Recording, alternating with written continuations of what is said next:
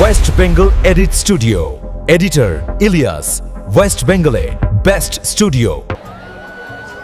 আমরা রামচন্দ্রপুর গ্রামবাসী বৃন্দের পরিচালনায় আকলি আর 21শে ডিসেম্বর স্বেচ্ছায় রক্তদান শিবির।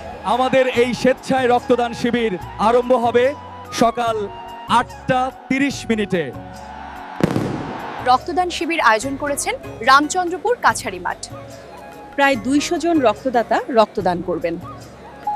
আপনার কাছে একটাই অনুরোধ, আপনিও আমাদের রক্তদান শিবিরের অংশগ্রহণ করুন। ইতি সভাপতির ফরিদ গাজী।